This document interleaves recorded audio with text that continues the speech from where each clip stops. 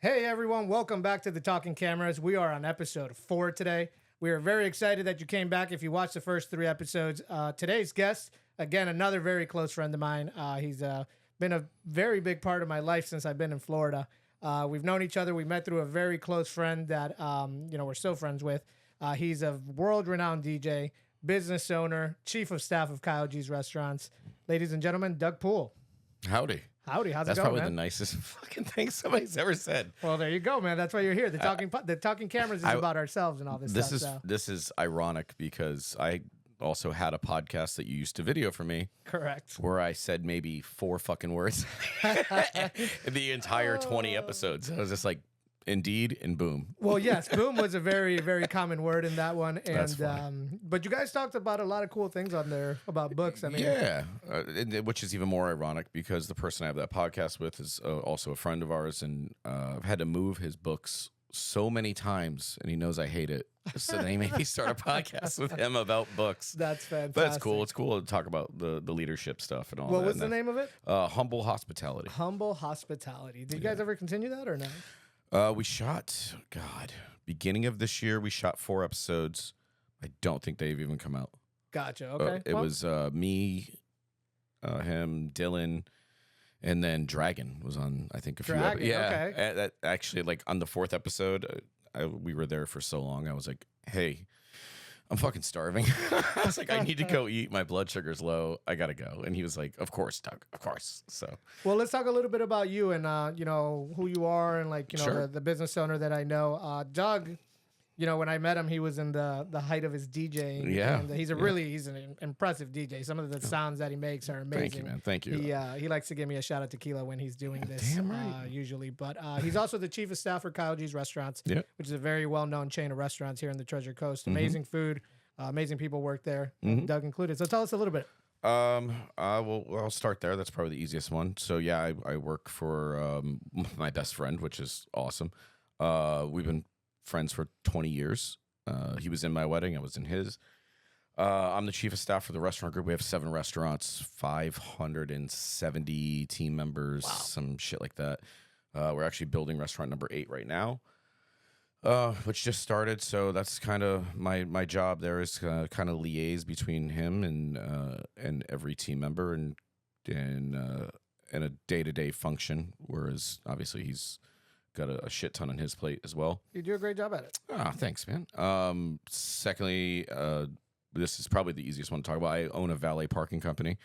That's something that a lot of people probably don't know about you. No, exactly. I yeah. knew that, but Yeah, so it's called Chief of Parking because I'm the chief of staff, and so you can understand who probably gave it the name. I did not know that. Yeah. That I didn't know. I almost wore the fucking polo today. It was so funny. That's great.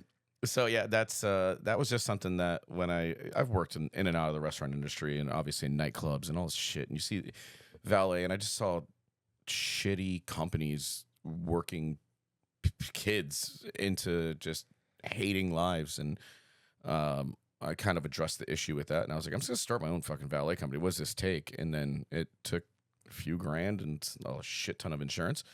Always. And then obviously with the restaurants, that was my easy in there to kind of, do a pathway because I'll get into it later about why. But, and then being on the boards that I'm on and the members that I know, I got extra accounts from that. So That's awesome. I'm not going to make $1 million off of it, but if Who knows? if I can give, well, maybe, but if I can give the facelift to it that it deserves, then I'm happy with that result. If I Of make course. $5, I don't give a fuck. But the reason behind it is the valet person at anywhere you go, and this is the same way with nightclubs.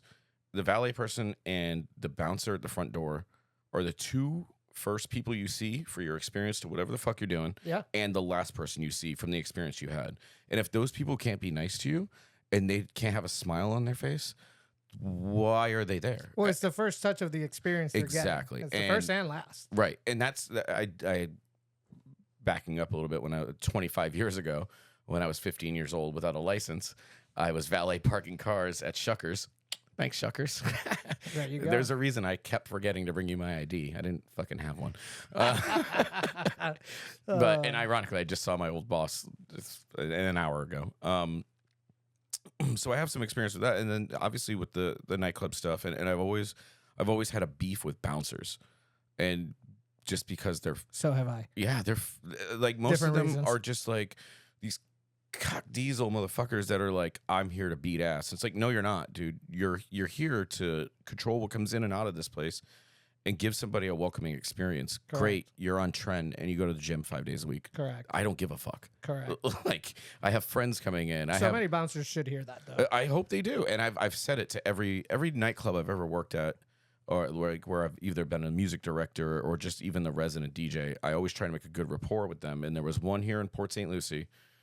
I don't even have to say the name; it's out of business now.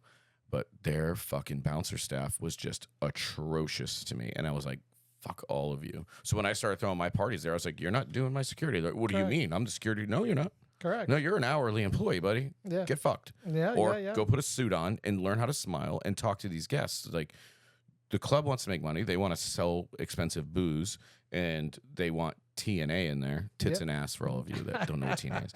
And they want TNA in there. Well, if you have a 98-pound 22-year-old in a black shirt, a little black dress or whatever, and she walks up and you're like, "Where's your fucking ID?"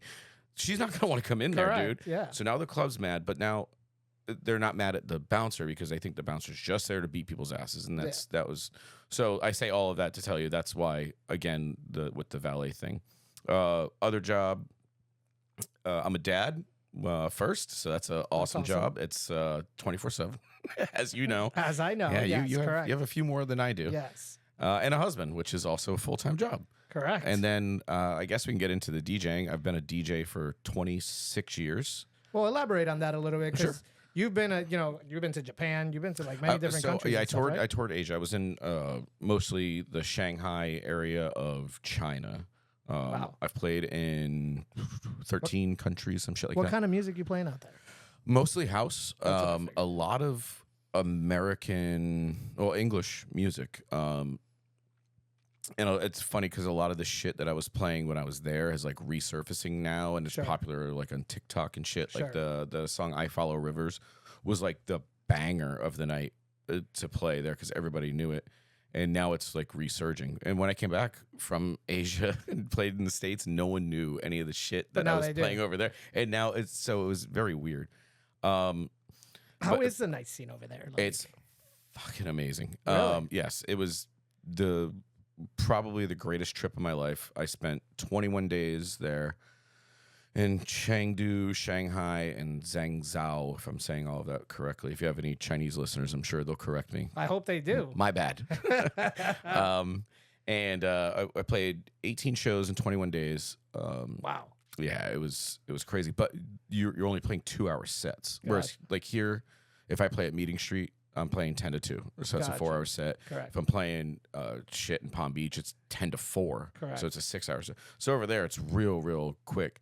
Is there a reason for that? Yes. So they have an opener, a headliner, and a closer. Gotcha. So there's 3 DJs in so a night. it's more of a show. Yeah. It's more of a show. Gotcha. Yeah. So I would play 12 to 2. Most of the times I was the headliner. I opened for a few of the other bigger guys that that were there on the trips with me. And Well, you've met Posty and stuff, didn't you? Yes, I've met Post. The first time I met him, and I could grab my phone later, and I'll send you the video. His road manager is a guy who I grew up with, and that's actually circles back to like my first DJ gig, which was at a skating rink called Thunderskate here in Port St. Lucie, which is now, I don't know, trampoline park. Really? Defy? Yeah, Defy. It used to be called Thunderskate. Yeah. Okay. I did not know that. So one of the guys that used to come, and who was my friend from the skating rink, after he graduated high school, went off to college, and then somehow landed a job with Post Malone. Well, it was the first Okeechobee Music Fest, I was DJing at Off the Hookah on Clematis. Huh. This is also, God, I'm so fucking old. Yet I'm older than him. Yeah, I look it. So I see his manager. His name's Jay. He walks by and he's like, "Hey, what's up?" I'm like, "Oh shit, man, I haven't seen you in so long. How are you?" He's like, "Yeah." He's like, "I'm here at Post Malone. He's playing Okeechobee Music Fest." And I'm like, "Cool." He's like, "You want to meet him?" This was a really long time ago. This was, yes. Yeah. And I'll show you the video, and you can even share it on the podcast if you want for it, because it's pretty fucking funny. He has no tattoos All he has is just Gotcha. long hair and I think gold you've teeth. shown me a picture. Or you've Yeah, shared it or something. yeah. Yeah. And he's like, hey, you want to meet Posty? And I was like, Yeah. yes. So luckily, Justin Lenhard was with me, DJ11, shout out. And I was like, dude, play the next few songs. He's like, what are you doing? I was like, I'm going to go meet somebody. And I walked outside, met Posty. He was cool, chatted it up, just, hey, nice to meet you. Can I grab a picture? Hey, let's do a video. Shot, cool, bye. Exactly. Fast forward eons past that, he's on tour with Justin Bieber. So and I know that Bieber is playing at American Airlines Arena, whatever the fuck it's called now. Probably not Crypto.com Arena. No, I forget what it's called. FTX or whatever. Yeah. No, I forget what it is. I think it's Kaseya Center. Kaseya Center. It is, yes. So he, I see that Post is on tour with him. So I hit up Jay and I'm like, hey man, any chance I can get tickets for me and someone who doesn't deserve to be named? And he was like, yep. That's cool. He's like, meet me in front of American Airlines Arena at 7:09 p.m. And Specific. I'm like, right? And I'm like, LOL. Okay, cool. And I'm like, 7:09. He meant it. At 7:08, I was standing there and he was nowhere in sight. At 7:09, I shit you not, I turned around and he was there. I'm like, God. I was like, what? And then it was Posty's 21st birthday. He's a July 4th baby. So we walk into Kaseya Center, go in through the green room, or going through the hallways, basically into the green room. His green room that day was Dwayne Wade's dressing room. Nice. So I have videos of that. It was his birthday, so his cousin was there, his aunt was there, and all this shit. And so that's cool. Yeah, it was. So I didn't know that I was getting that experience. I thought I was just getting like tickets to go, and he's like, "Just meet me there." No, he walks me in. They're like wanting me down. Bieber's girlfriend at the time was some chick that was super famous. I don't remember. Pretty Little Liars, whoever the fuck, whatever. Couldn't tell. I think it was 2015 is when we did this. And so I'm in the green room with Posty. He comes in, the nicest fucking dude on the planet, and he is like literally about that Bud Light life. The fridge in the green room was full of champagne and Bud Light. That's great. And he was like, "You want a drink?" And I was like, Yeah, I'll do whatever you want. You're Post Malone. I don't give a shit. And so he could not have been a nicer host. His entire team is just amazing people. So then they're like, okay, they're like, wheels up in 6.5, and I'm like, what? So his actual manager, his name's Dre London. He looks at me and goes, Doug, nice to meet you. Showtime waits on nobody. And I was like, okay. I was like, cool. Escorted us all the way out. Posty goes this way with his DJ FKI First, who was another just amazing dude. They take us this way, and we're standing on the stage. Like the stage is right here, and we're standing right in front of it. And Posty came out, performed. White Iverson was still his biggest hit at the time. He hasn't released any of like all the shit that he's doing right now. That's amazing. And then, like I said, it was the birthday thing, and then the show stops. And Justin Bieber comes out and sings happy birthday to him, and Bieber's from Media Away. And I'm like, oh, shit, this is like the second time I've seen Bieber now. That's cool. I'll tell you that one later.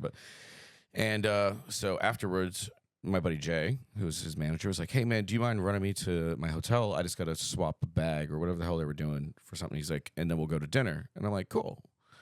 I don't know that we're going to dinner. I'm like, oh, shit, this is even better. Now I'm going to dinner with Jay. Cool, I get to hang out. Nope. Posty rented out a restaurant for his 21st birthday. Of course he did. And then we all go in. We ended up showing up 45 minutes late because the traffic was so bad from post concert. Anytime leaving there at Bayside. So imagine that, right? So you're like, you can't be mad at the people who are late to your dinner because they just left your show. Of course, yeah, exactly. So when your managers and shit are there. And so we went.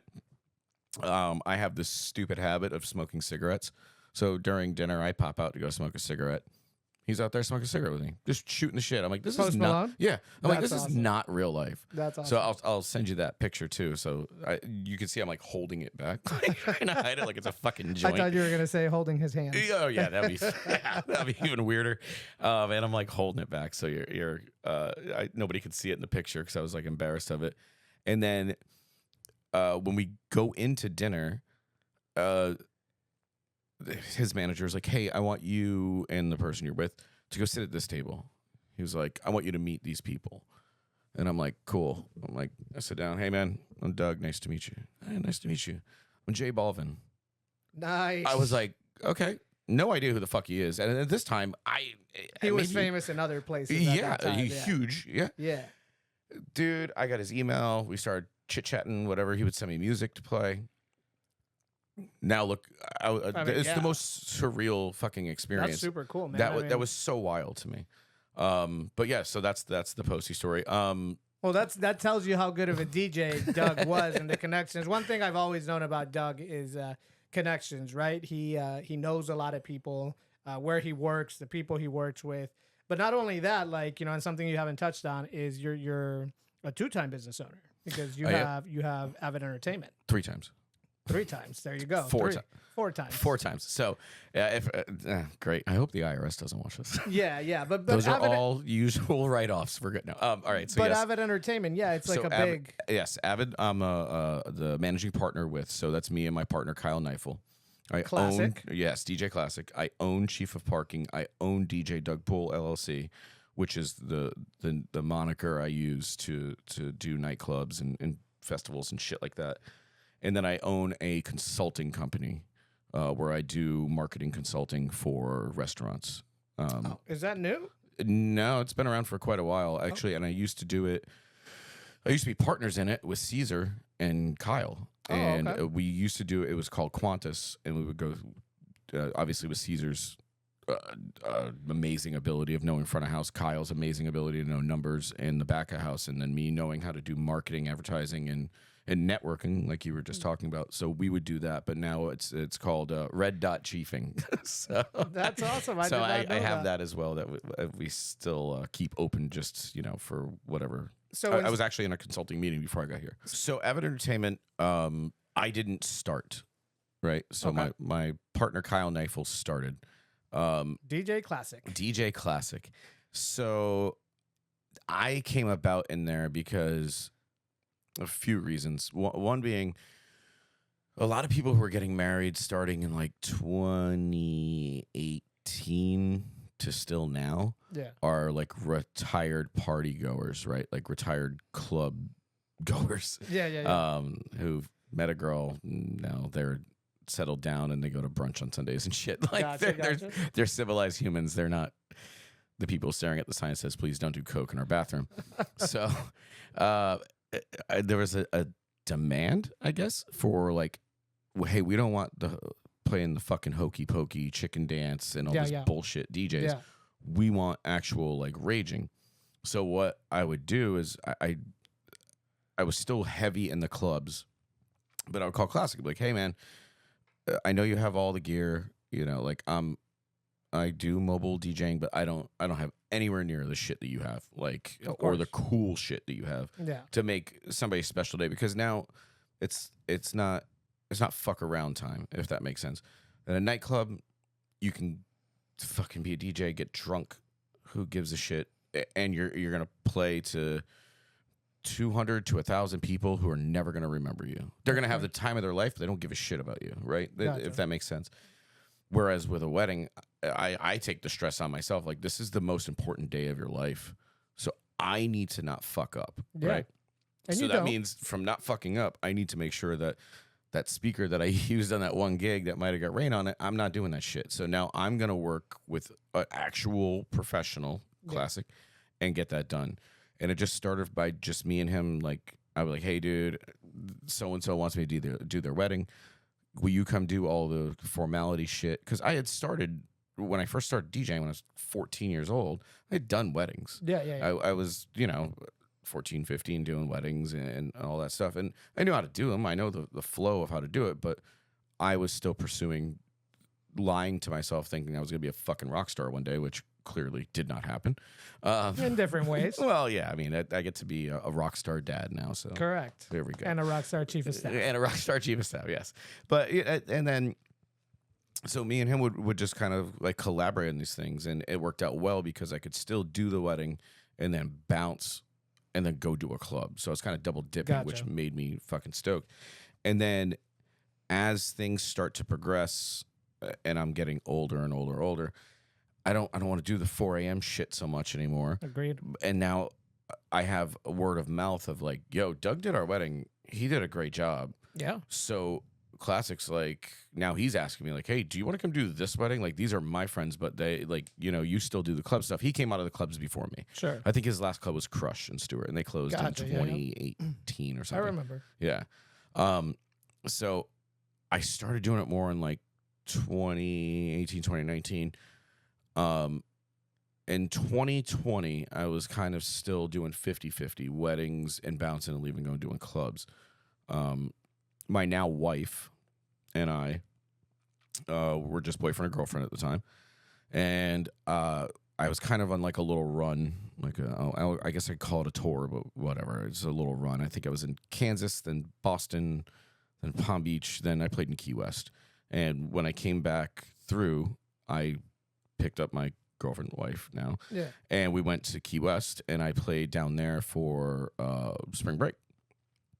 And I took a day off because we wanted to go look at houses because we were like, fuck, I might move to Key West. I'm like, I could fly out of here. I can go still DJ, tour the world.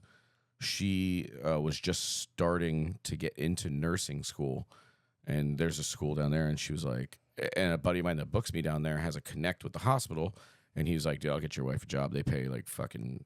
Down there they do? Well, this is the funny part. He's like, they pay like $60 an hour, blah, blah, blah. Yeah.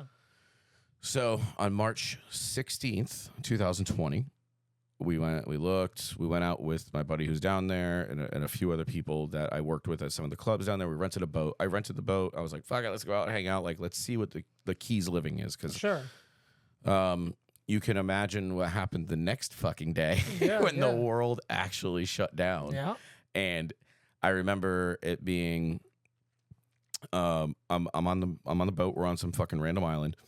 And my phone dings, and I'm like, oh, I actually got reception. And some a girl texts me, and she's like, hey, have to cancel my wedding. So I'm thinking the worst. I'm like, oh, shit. What is about to come? What did he do?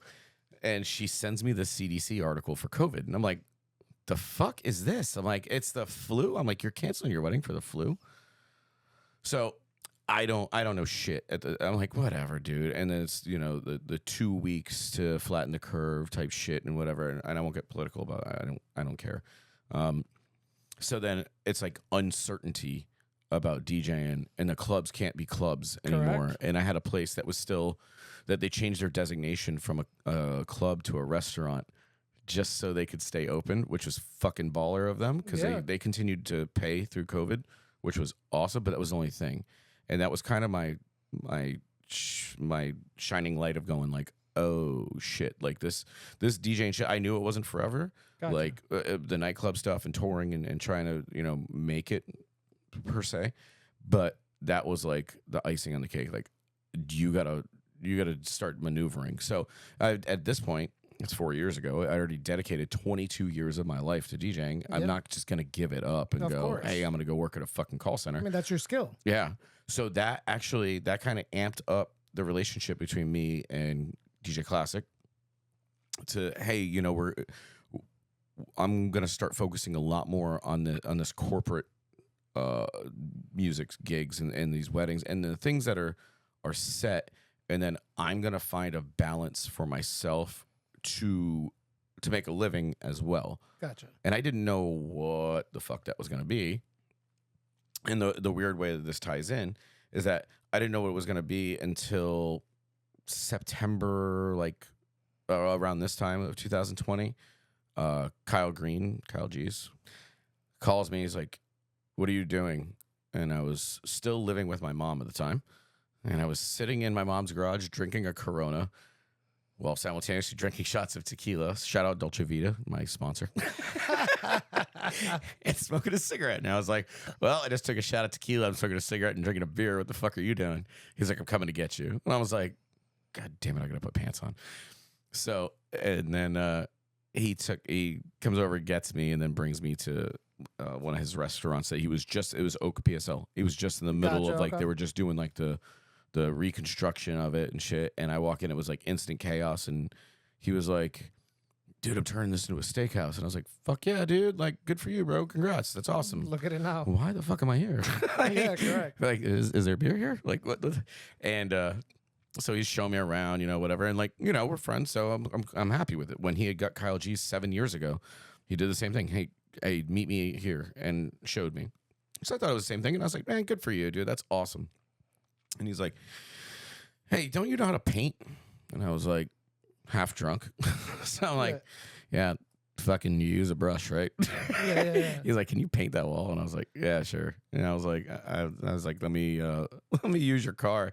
I'll run to Home Depot and go get it. Because at the time I had this Honda Civic that I built during COVID that it was a race car. I was just fucking I was bored. I had nothing going on. I was getting unemployment money, and that was it. So and living at home with your mom, and you can put your beer on her grocery order. Correct. Yeah. Correct. So then he's like, oh, hey, can you paint the walk-in cooler? I don't like it silver. I want it black. And I was like, dude, no. He's like, come back tomorrow morning and do it. And I was like, bro, I don't work for you. And he's like, yeah, I think you're going to work for me. And I was like, again?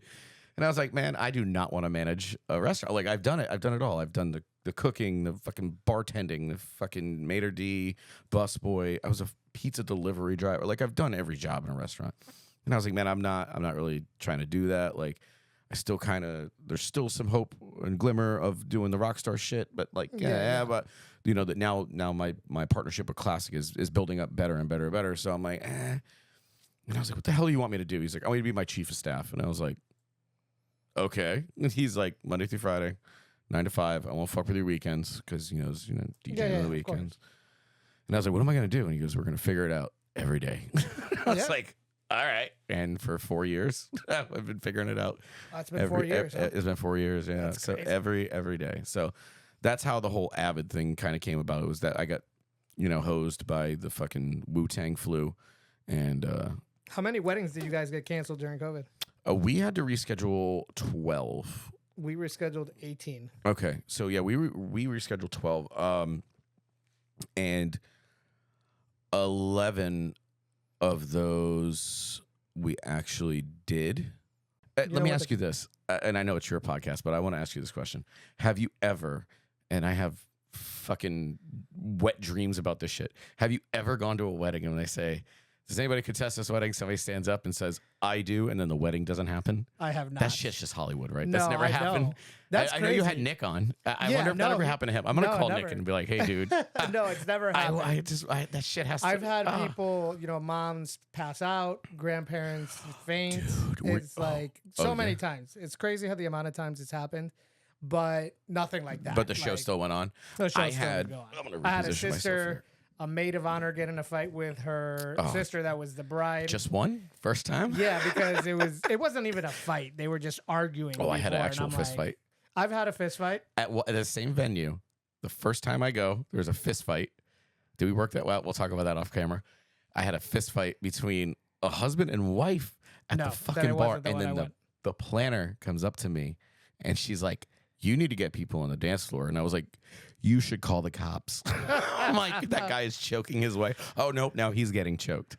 Yeah, dude. And then the same fucking venue, the next time I went, I'm lining up the family and I'm talking. And Hispanic groom, white female. And so I'm lining up his dad.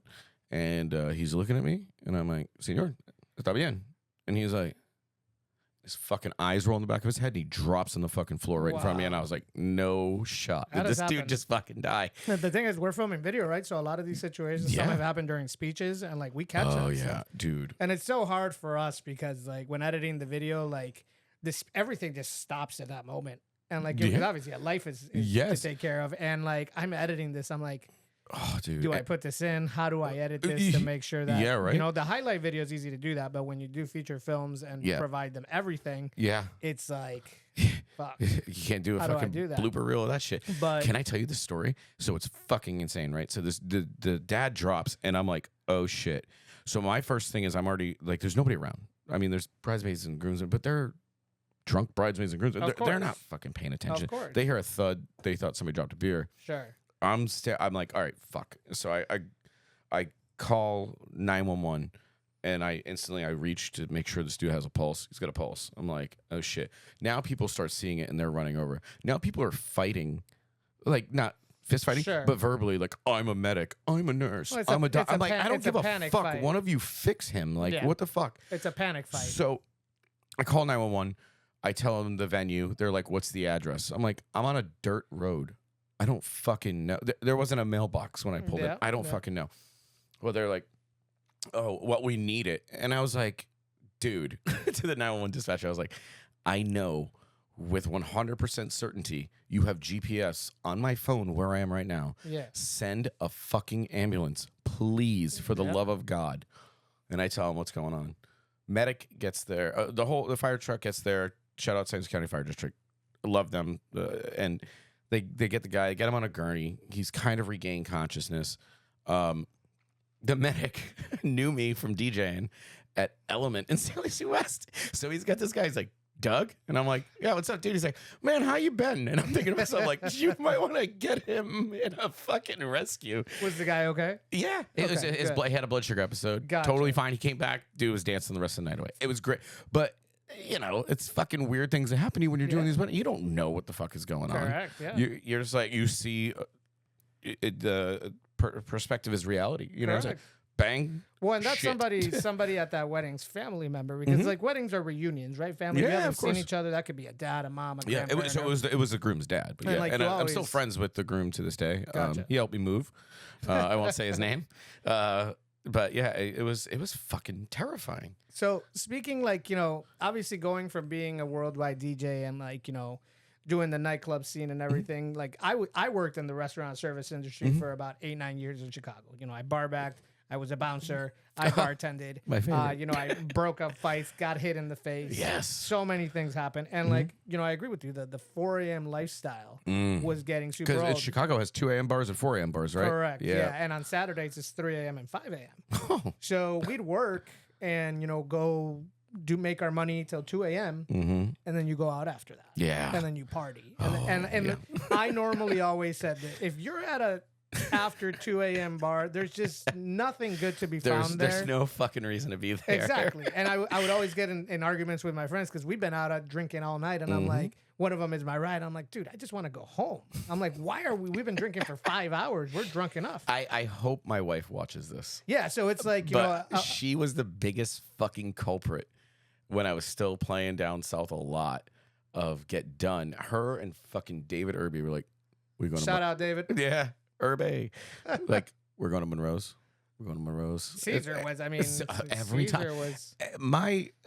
I'm like, "No, dude, I'm tired." I'm like, it's because Monroe's is open till 5. Yeah. And if I get out at 3, she'd be like, "So we're going to Monroe's." Yeah. And shout out to Monroe's because they have food.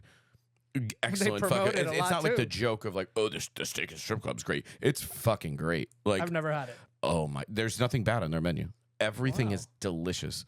From what I hear, the lore is they actually stole the chef from Rachel's, and we were like, "You're coming here. We're gonna pay you whatever you want." Their lobster mac and cheese. I'll have to mark it on my note of restaurants to visit. So. Yeah, right. Yeah. I'll tell you what. You tell your wife. I'll tell mine that we're going to lunch. We're at the strip club. They'll be totally fine with it. But going to it, like in the sense of that transition from nightclub to wedding and corporate and chief of staff. What did you like about that transition? Obviously, you're not up till 4 a.m., right? But So I am. I'm up at 4 a.m. because I just woke up. Yeah, I'm in bed by 8 o'clock. I think a good distinction between all of this is the same shit, right? So I am Doug Poole. That's my name. Doug did it. That's Doug did it. That's who I. That's Doug Poole. Doug Poole is just the guy that just goes to work and gets shit done. I'm the average Joe. Correct. DJ Doug Poole is that's the distinction there, right? Because DJ Doug Poole is the guy that gets on the mic and has the wildest shit in the world to say. But I'm not going to walk into Walmart and say the same shit to a cashier that I'm going to say on the microphone to people in front of me. Like, there's a really good instance of that I'm going to say, and you might have to bleep it out. It'll be good. But so knowing that is like knowing that you have a character, right? It's almost like I'm an actor, sure, right? Because I'm your not alter ego. It's my alter ego, right? So I can now transform my actual humility and coincide that with my alter ego to do what I need to do, right? So I need to be a president of a company. I need to be the chief of staff of a company. That means that I have to take whatever part of me out and insert the part that needs to get that job done. Correct. You have mission focus. You get shit done.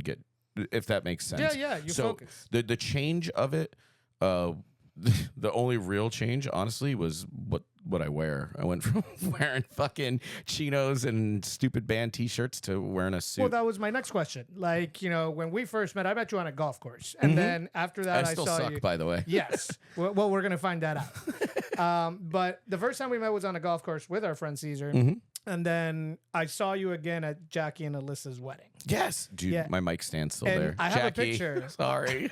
I have a picture of that day. You didn't have a beard.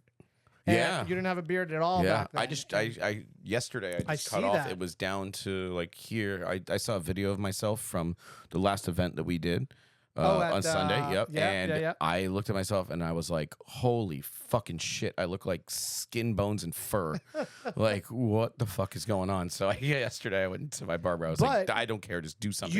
You were always a t-shirt jeans kind of guy. When we did the COVID, we celebrated my birthday and you DJ'd over the camera. via Skype. Yep. And then you went from, it was night and day where you were, and this man wears a suit every single day, dressed to a T every single day. So I would love to see your wardrobe, first of all. But what merited that? And I guess it just shows how you present yourself. So again, not to say, and I don't want it to come across like it's a fake thing, right? Like it's you're fake it till you make it. It's like you dress. There's that old thing, like you dress for the job you want, but you dress for the part you have as well. So when I do weddings, if I do a fucking corporate event in a barn, I was in a suit. You know what I mean? That's because you need to show, people only see you for what you want them to see. Sure. And if I show up there in jeans and a polo and they're paying me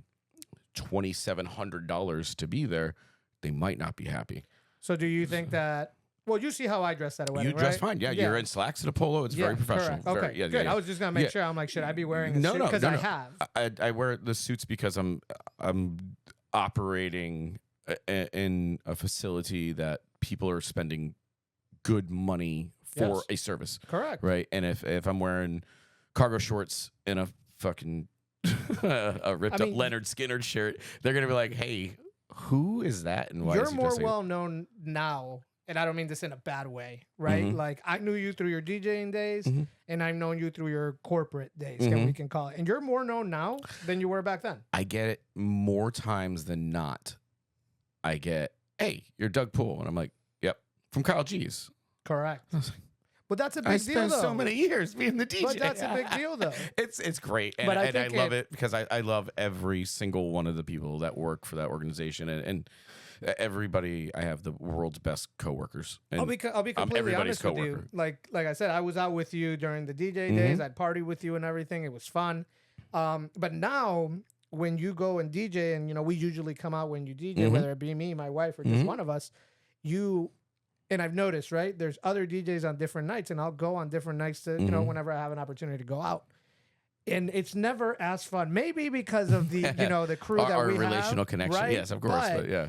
I never see it the same way for other DJs. I never see us on stage with you. And this isn't like going on stage with a DJ is nothing cool. It's nothing. It's just fun. It's actually a little cooler, just temperature, because you're not on a hot ass dance unless floor. you knock over a switch and turn everything off at the entire place you are. That wasn't me, by the way. But that was the Mexican guy that you told to come DJ for you. The Mexican to come DJ. Yeah, and I was like, don't touch that. Don't touch that. Boom. So, Who the fuck was the Mexican? But I think that's not real life. You're fucking with me. When you DJ and the crowd that you have following you now is just much better than the crowd before. And I'm not judging, right? But no, but you're right. And it's as we get, and you know what? That's something funny to discuss as well, because you have my 25-year-old days. Again, me driving a brand new fucking Beamer, thinking I'm the shit, blah, blah, blah. You're not engaging too much. And I had really piss poor fucking decisions back then. But as you get older, you kind of figure out your core group of people who are going to support you. Yeah. And it's a two-way street, because the venue loves it, because I'm not trying to put you on blast. You're not broke. Neither is really anyone. So, Yeah. and if I'm being 100% honest with you, that builds my worth up Yeah. to these venues because they know, oh shit, like his friends aren't coming in here going, where's the free drinks? Whereas when I was 25, my following was, Correct. where's the free drink? And I don't blame them. Correct. I was looking for the fucking free drinks too. I don't think I ever But drink as- from your tequila. Really? Ever. Oh, we got to You know change I'm not that. a The tequila 29th or 8th, I'll check my phone. I'm there again. And Be there. Yes, be there. And yeah. And I'll make sure you get some tequila. All right. And tell Dan Benza, you better have my goddamn Casamigos ready.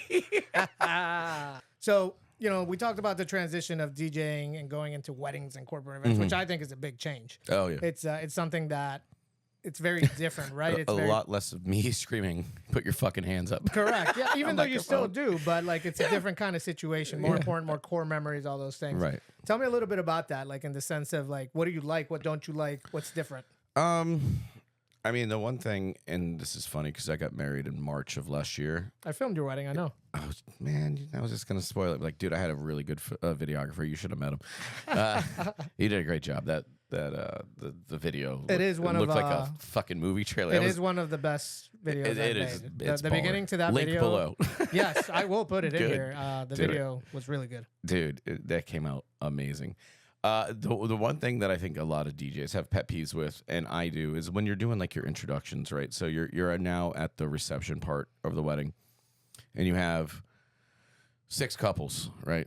And each couple wants a different song, and it's just like, I've seen the documents you sent. yes, crazy. logistically, you're like, and you know what? I can't say shit really because I did it, Of course, at yeah. mine, and but yeah, that's probably the only like hard. I mean, we're dragging $50,000 worth of equipment into a venue, and none of it is light.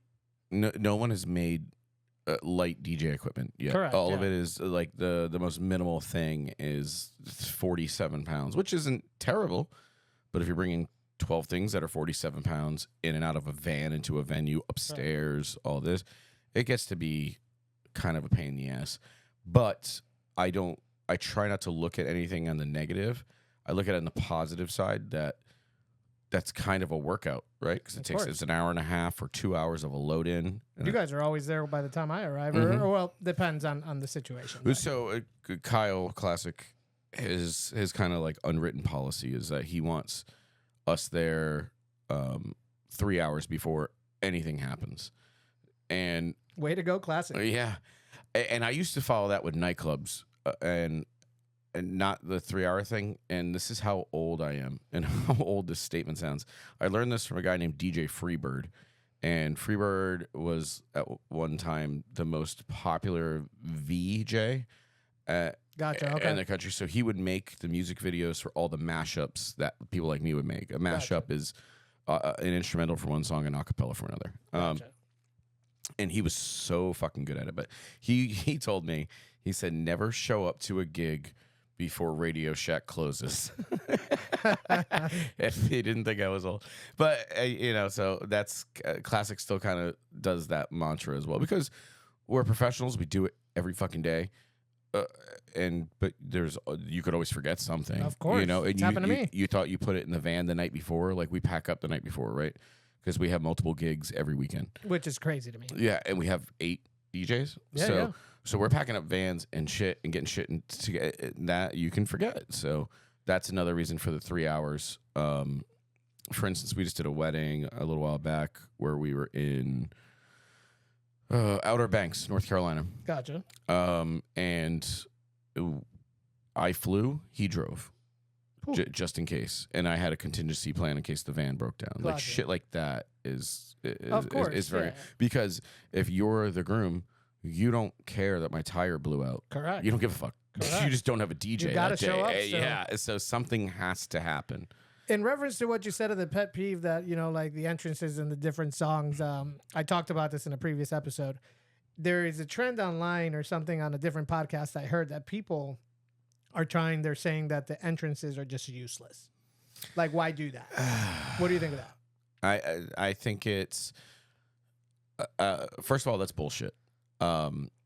Second of I all, agree. think about this. You're take yourself out of the equation of not being the groom. You're a groomsman. You just spent however much money on everything. So let's break that down. That's their moment. Your fucking your Tux rental. I almost said Tex rental. You know, your Texas rental. You're right. Your Tux rental. Your fucking shoes. Your socks. The bachelor party. So that's flights, hotel. You got to buy the groom booze, all that shit. Yeah. And then what are you supposed to do? Just sit there and get the cold fucking steak Correct. and be happy? No, fuck that. You can get your 15 seconds of fame. Absolutely. And some of them do some awesome stuff. Absolutely. Yeah. But do you outshine the groom? No, don't do that. Okay. But talk to me about the importance of the DJ. Right, So, because I've worked with some terrible DJs, and me and Nick talked about this too. We did you? this was a very important shout out, topic. Nick. I miss you. Yeah, Call best me. day ever, Avid Entertainment. These are the DJs that I refer out, like the people that I refer. And we appreciate it. Thank you. Yeah. So, what do you think of So I have a meeting right after this with a prospective client, and I'm going to tell him the exact same thing. So if he gets to see this afterwards, he's going to be like, "Oh shit, he wasn't lying." During your wedding, bride or groom, you're not going to remember fucking next to anything, really. What you're going to remember is if your food was good, your music was good, and how your video and photo came out. That's it.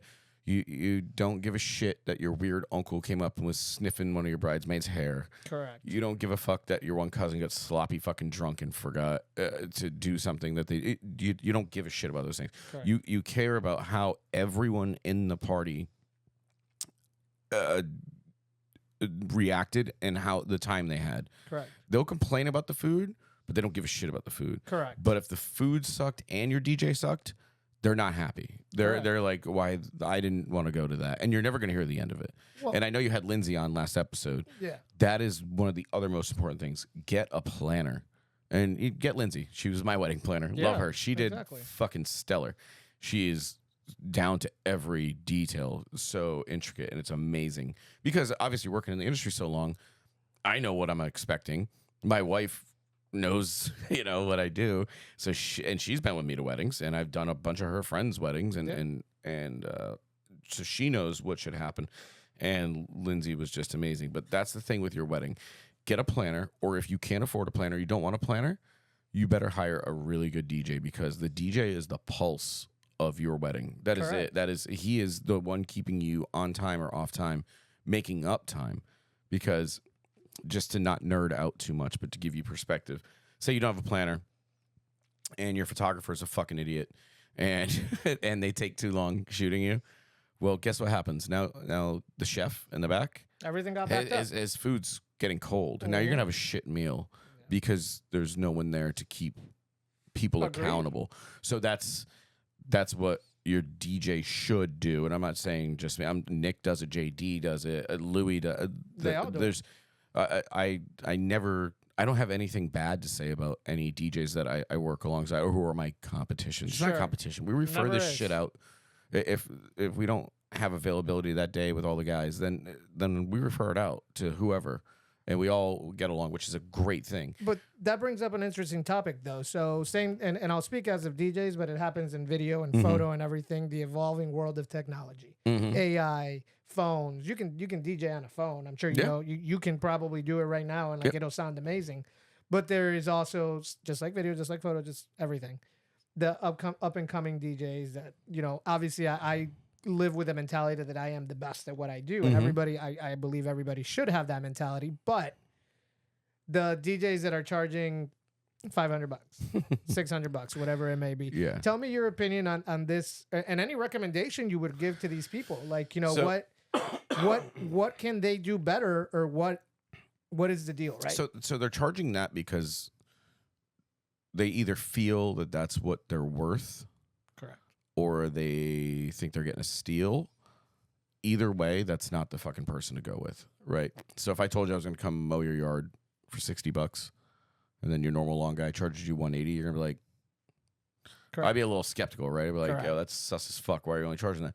Well, because I don't know. What I do with those people is I take them and I train them, and I go, you want to make $600? Great. You're not going to make $600 yet. Yeah. You're going to make $600 in 3-4 months after I get you up to that. but you're going to make what we pay. We pay an hourly wage to all of our talent that's with us, and we get them trained up to that.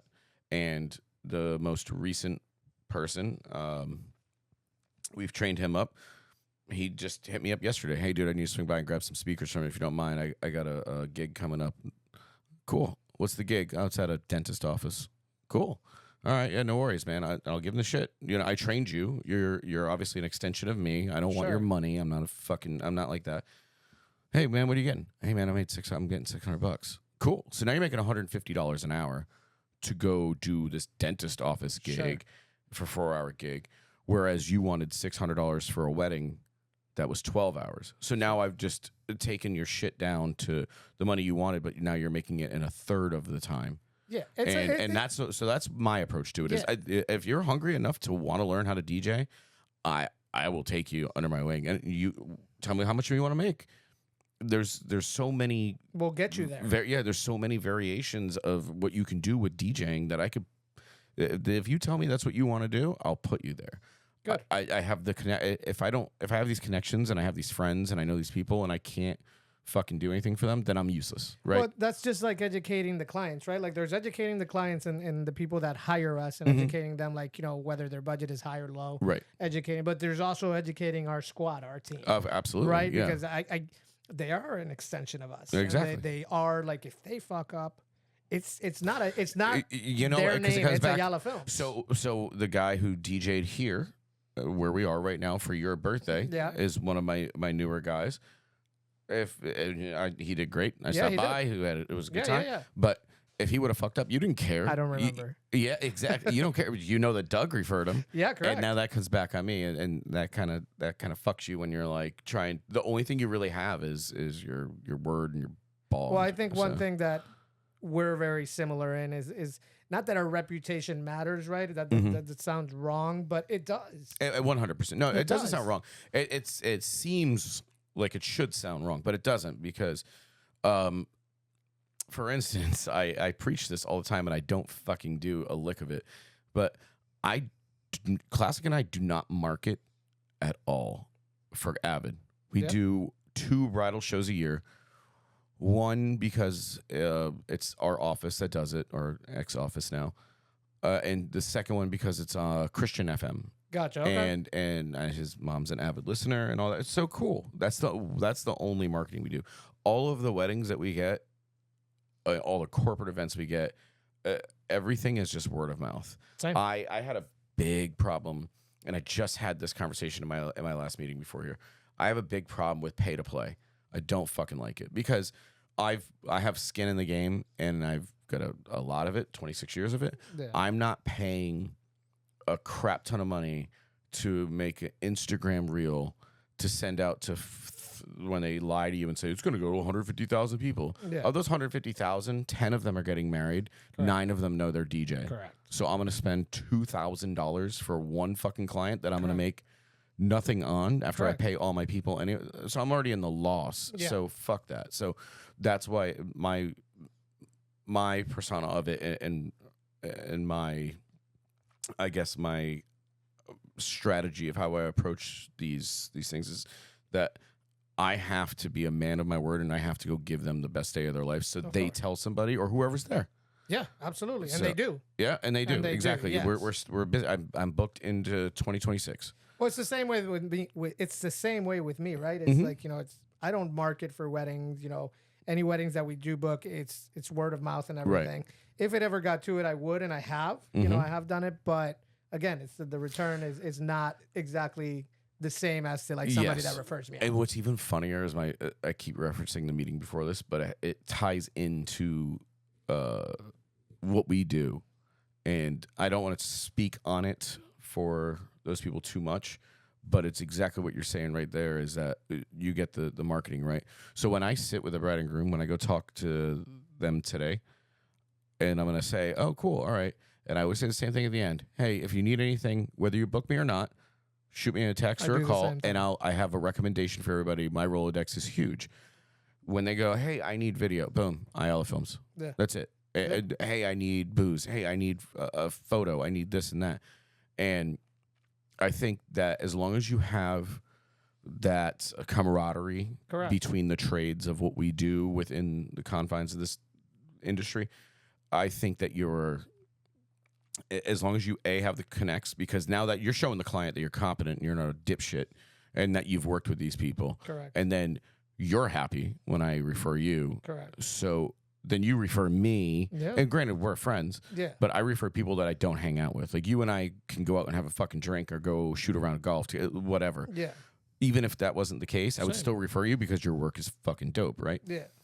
And I would hope the same with me. But like the bar people that I recommend, I don't hang out with them. Correct. But they're just fucking good at what they do. Yeah. It's just finding those people. Right? Exactly. It's like, because there's so many of them out there now that it's like, let me make sure. And I think that's a reflection of us too. When people see it's like, oh, look at who they're referring out. They're not just referring a Joe Schmo that lives in the corner and is, And I think it's worth noting that I refer you and the people that I refer without an expectation of financial compensation, of course. right? Yes. Because then you're kind of you're being disingenuous, Yeah, whatever I the get fucking it. word is. You're not being You don't genuine. do You're trying to something get, expecting something in return. Exactly. Yeah. Yeah, You're doing no. quid pro quo, and that's no. Well, and it all comes back, right? Like, you Yeah. know, if you refer somebody, and like you said, like I refer you, it's like, oh, he's referring me, so I'm going to refer him. Exactly. Not right. only so because what am I going gonna to do? Take 10% off yours, or get the next gig from yours? Correct. Do I want to make fucking? Oh, I don't know what I know what your packages start at, but I'm not gonna put you out there. But do I want to make money to put in the boat, or do I want to fucking buy the boat? Correct. Yeah, and it's always long term. It's Yes. always the relationships I make. It's always Absolutely. I think long term, whether I'm gonna stay in contact with you or not. Right. Like these days, it's so easy to stay in contact because Of course, social media, and everything. But so the whole point of this podcast and the reason I created it is first, podcasts are the thing right now, obviously, right? Of course, yeah. I don't know what's going to happen. I don't know if it's going to go viral. I don't know if It people are definitely going to is. watch. I hope it Make does. this shit go viral. I will take my nipple out right now. I hope it does, but it's all about showing people this side of us. Yeah, of right? course. Like, yeah, this is the real deal. This is when you get the customer service, Andreas, and customer service, Doug. And we're proud there of that. I'm there for you, right? You're the client. yeah. I'm not your bitch by any means. Yeah. But I'm there to make sure that you're fucking stoked and everything goes well for you. And I think it's good for people to see this side of us in the sense of like, hear our opinions, right? Because what they hear from us is, hey, we're going to give you the best day ever. Yeah. We're going to make you happy. Yep. Make sure you don't need anything, which is the truth. Yeah, it is 100%. But behind all that, we are people. Yeah. We are real people. We have families. After I make you the happiest fucking person on planet Earth and you hug me at the end of your wedding and thank me, I'm going home to go drink some tequila. Correct, yeah. And I'm going to watch a rerun of whatever fucking game I was supposed to watch that night and yell at my TV just like any other person. Yeah, and that's why I'm so grateful that the first 4 guests that I have been close friends of mine, but also people that I work with a lot. Yes, Like, you know, I get to show that side of those people. And, I'm very happy that you came on the podcast. Fuck yeah, dude. Thanks for having me. It's been a like good I time. said in the beginning, I'm glad that I get to be on a podcast where I don't just say boom and indeed. Exactly. And I love all the work that we've done together in the past. We've collaborated. I love coming when you DJ. We have a great time. Your friendship is very valuable to me. And don't lie to these nice people that watch me. But I do thank you very much for coming. Dude, and, thanks for having me, man. It's fucking awesome. I can't wait for everything to be put together. The Talking Cameras episode 4. Thank you for watching. We'll have many more coming. Thank you, Doug Poole, again. And we look forward to the next episode. Fuck yeah.